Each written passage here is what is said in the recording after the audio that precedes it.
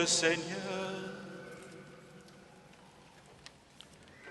Dieu qui a enseigné aux ministres de ton Église à servir et non à se faire servir, accorde à tes serviteurs Joël, Renaud, André, Georges et Sylvain, que tu as choisis aujourd'hui pour le ministère de diacre, d'agir selon l'esprit de l'Évangile, d'être pleins de douceur dans leur service et fidèles à te prier sans cesse.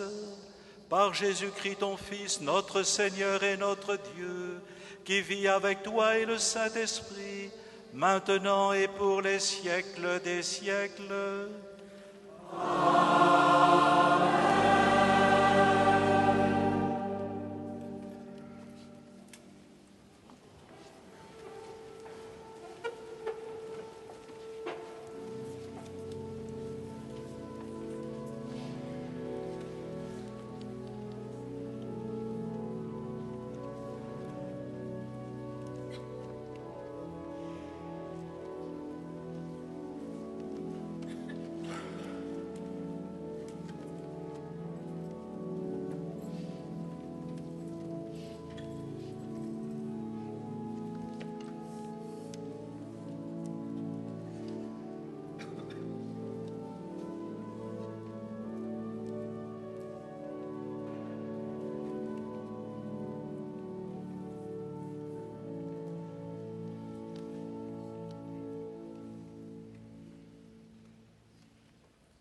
Lecture du livre du prophète Ézéchiel.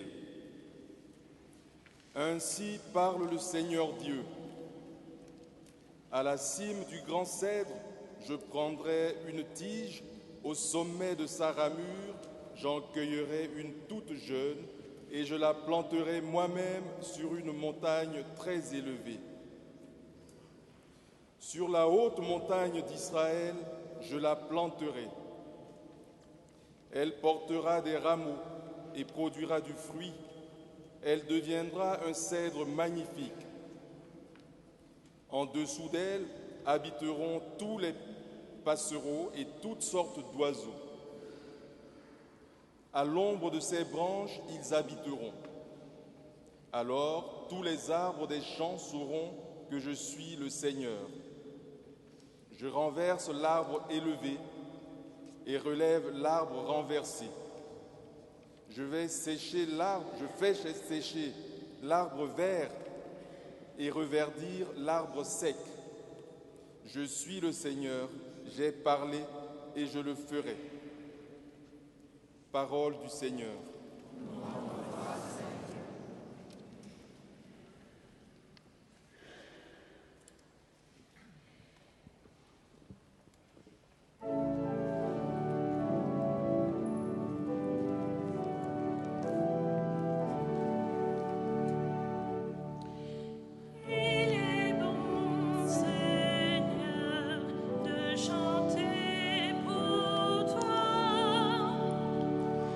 Yeah.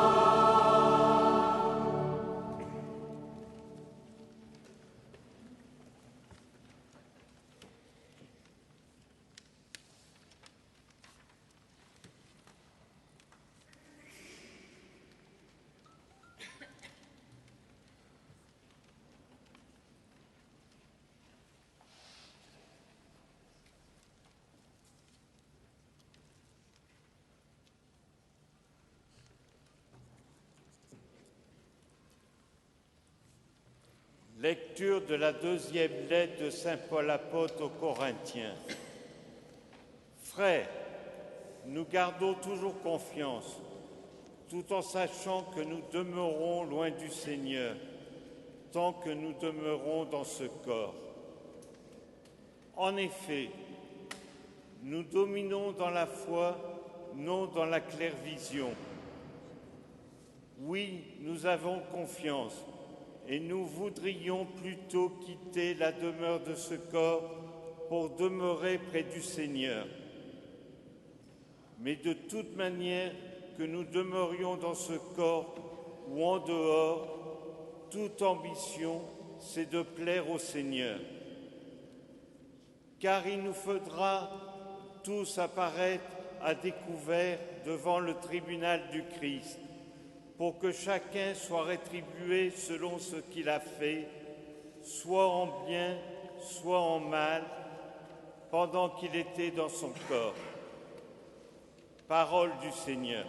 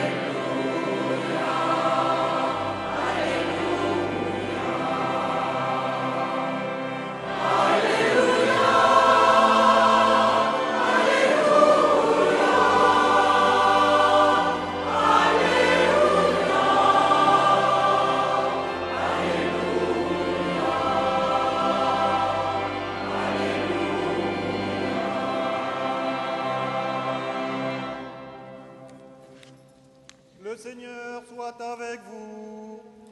Et avec votre esprit. Évangile de Jésus-Christ selon saint Marc. Gloire à toi, Seigneur.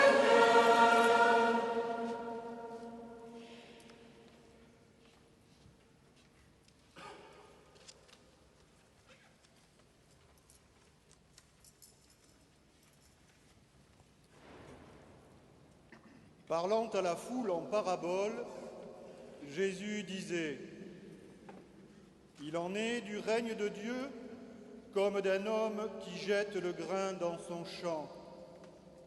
Nuit et jour, qu'il dorme ou qu'il se lève, la semence germe et grandit, il ne sait comment.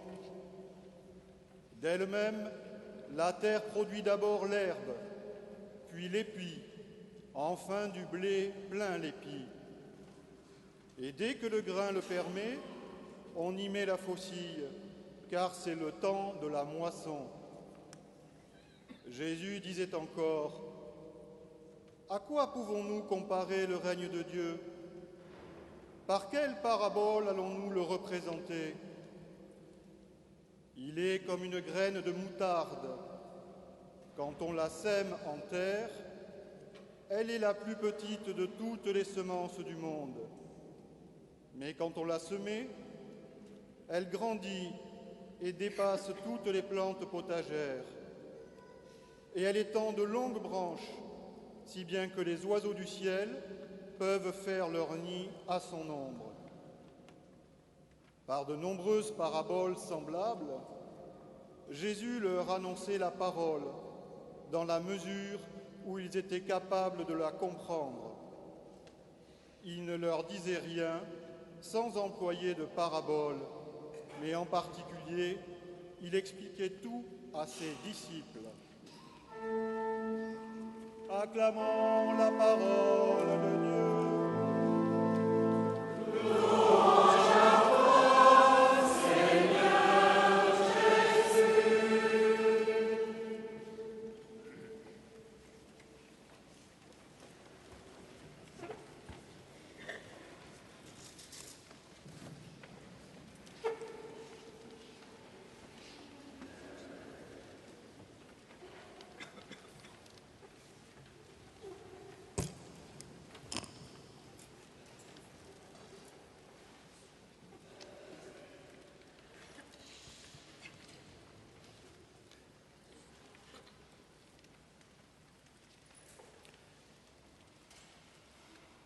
Chers frères et sœurs dans le Christ, chers amis, célébrer une ordination est toujours pour l'Église l'occasion de se remettre devant sa mission.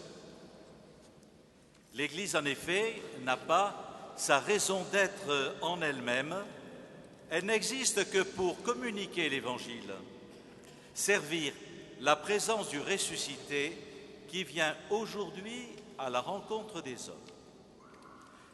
Mais pour que tous grandissent dans la conscience de cette mission que le Christ confie à son Église, quelques-uns sont appelés à servir cette mission de tous les baptisés.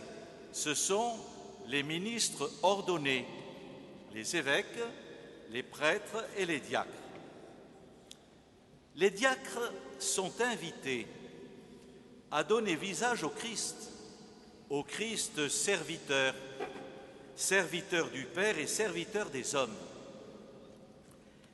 Il rappelle à l'Église qu'elle a à vivre avec le Christ et dans la dynamique même du Christ, ce service des hommes, pour être vraiment à l'image de celui qui est venu, non pour être servi, mais pour servir.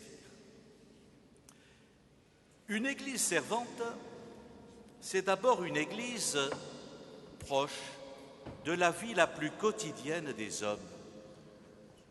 Une Église qui, comme le Christ, se fait proche de chacun, plante sa tente au sein de l'humanité, vient à la rencontre des enfants, des jeunes, des femmes et des hommes de notre temps. Vous le savez, beaucoup de nos contemporains ont besoin de sentir qu'ils sont rejoints, accueillis, écoutés, soutenus, qu'ils comptent aux yeux des autres. Pas d'annonce de l'Évangile sans cette écoute, ce dialogue, ce respect de la liberté de chacun, sans cet appel à la confiance et à l'espérance. Relisons toutes ces rencontres du Christ dans l'Évangile et nous serons à bonne école pour témoigner auprès de tous d'un Dieu proche et passionné de l'homme. Chers frères qui êtes appelés à être ordonnés diacres, l'Église, par cet appel, ne vous a pas retiré du monde. Vous avez une vie familiale, 4 d'entre vous avez une épouse et des enfants.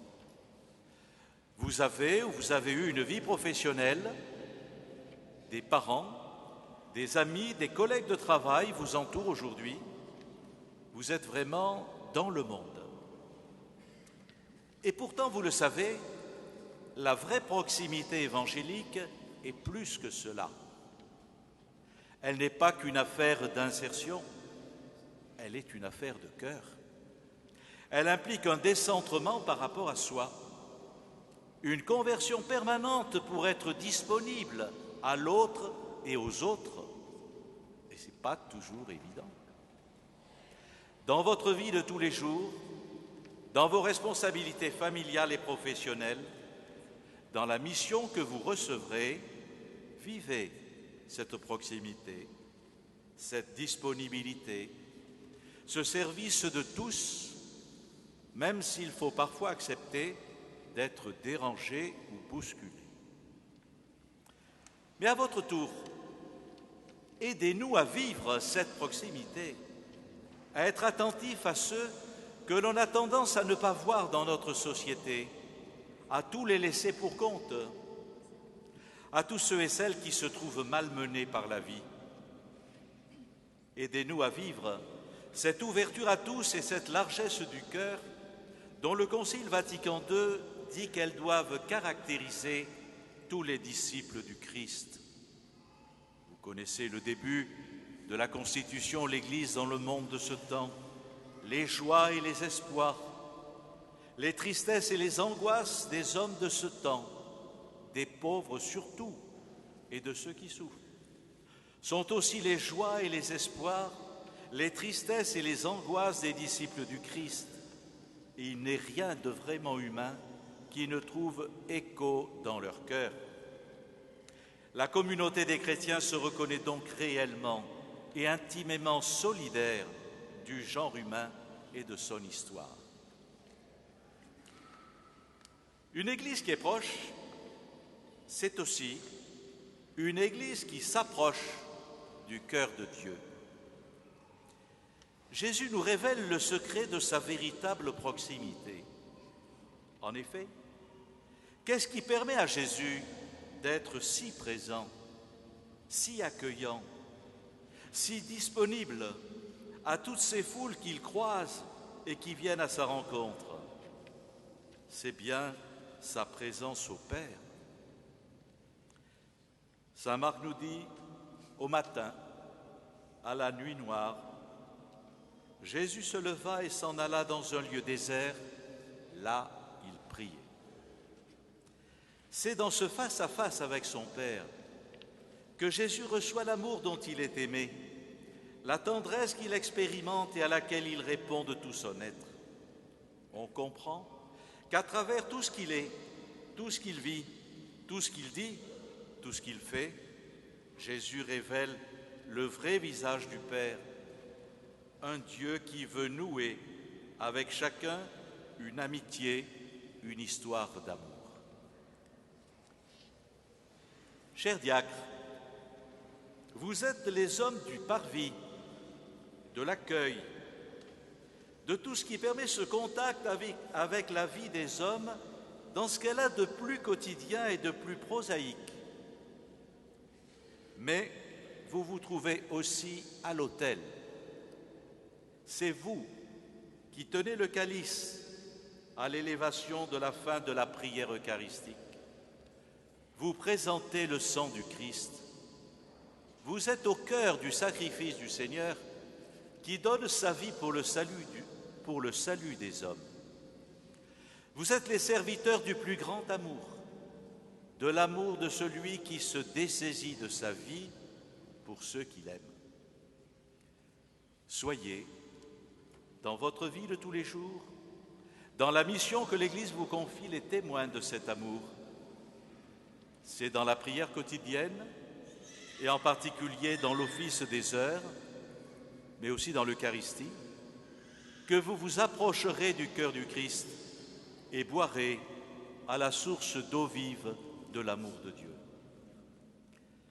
En cette année sainte de la miséricorde qui s'ouvrira au mois de décembre, aidez-nous à découvrir plus profondément encore le visage de miséricorde et de compassion de notre Dieu.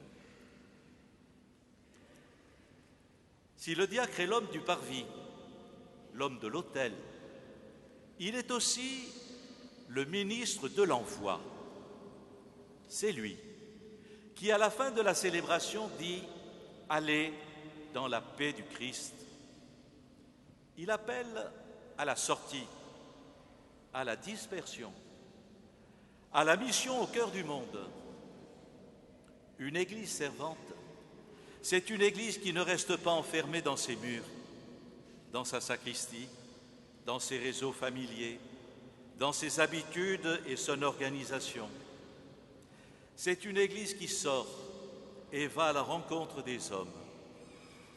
Combien de fois le pape François ne nous l'a-t-il pas rappelé?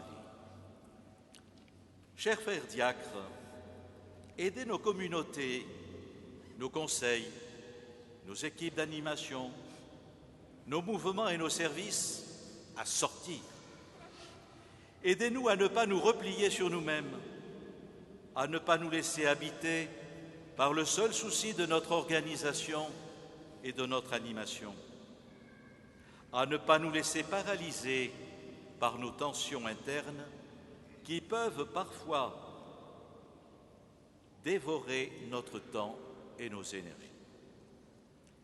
Aux disciples qui souhaitaient rester tranquillement dans la ville de Capharnaüm, Jésus réplique « Allons ailleurs, dans les bourgs voisins, pour que j'y proclame aussi l'Évangile, c'est pour cela que je suis sorti. » Frères diacres, n'hésitez pas à nous inviter à aller ailleurs, à nous rappeler que l'Évangile y est mystérieusement attendu et que le Seigneur lui-même nous a précédés dans cet ailleurs. Frères et sœurs, rendons grâce au Seigneur pour le don qu'il fait à son Église du ministère des diacres permanents. Grâce à eux, l'Église est invitée à garder le cap de l'Évangile, à s'ancrer toujours plus profondément dans ce service de Dieu et des hommes. Soyons reconnaissants à ceux qui vont recevoir ce ministère et prions pour eux. Amen.